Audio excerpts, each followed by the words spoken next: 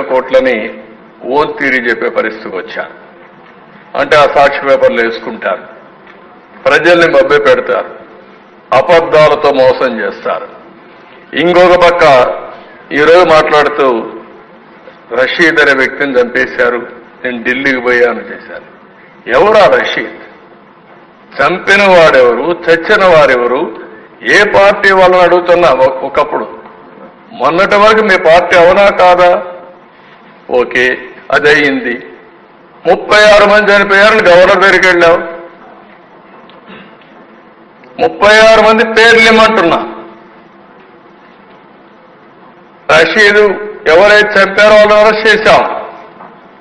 నీకు ధైర్యం ఉంటే, సిగ్గు ఉంటే, నిజాయితీ ఉంటే నువ్వు పేర్లి, నువ్వు చెప్పినట్టు కూడా నేను ఇచ్చా. నువ్వు చంపిన వాళ్ళకు పేర్లు ఇచ్చా, వాళ్ళపైన కూడా యాక్షన్ తీసుకుంటా. మళ్ళా ఆ కేసులను ఓపెన్ చేస్తా. ఈ రోజు నువ్వు చెప్తున్నావు, దానిపైన కూడా నేను యాక్షన్ తీసుకుంటా.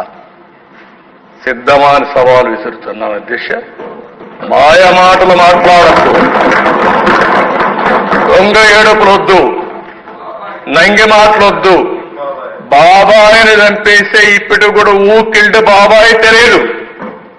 చెప్పాల్సిన బాధ్యత లేదా? మాకు తెలియజేయాల్సిన బాధ్యత లేదా? దోషుల్ని నిలబెట్టాల్సిన బాధ్యత లేదా అని అడుగుతున్నా అధ్యక్ష. మిమ్మల్ని ఎవరన్నా ఉన్నారు, ఆ విషయాలన్నీ కూడా పెడతాను. ఒకే మాట చెప్పాను, ఎవరైనా సరే తప్పు చేస్తే వాళ్ళని శిక్షిస్తాం, మా పార్టీ వాళ్ళని కూడా శిక్షిస్తానని చెప్పాను. అదే మాదిరిగా చాలా మంది మీకు అనుమానం ఉంది, గడిచిన రోజుల్లో హత్యలు చేశారు, అవి మాత్రం మీరు పట్టించుకోలేదని. అవి కూడా వదిలిపెట్టాను, వడ్డీతో సహా చెల్లిస్తా, అది కూడా పెడతాను.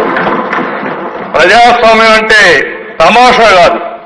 హత్యలు చేయడం, నేరాలు చేయడం, ఘోరాలు చేయడం, ఎదురుదాడి చేయడం, అది రాజకీయ ముసుగులో ఎదురుదాడి చేయాలనుకుంటున్నారు. కానీ ఆ ముసుగు తీస్తాం.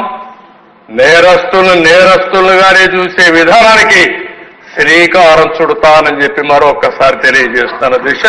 అది చేసినప్పుడే సమాజం బాగుపడుతుంది. అందుకే విష్ణుకుమార్ రాజు గారు చెప్పిన దానిపైన నేను పూర్తిగా సహకరిస్తా. ప్రతి ఒక్క పల్లెలో చర్చ పెడదాం, లా అండ్ ఆర్డర్ పైన చర్చ పెడదాం. ఆర్థిక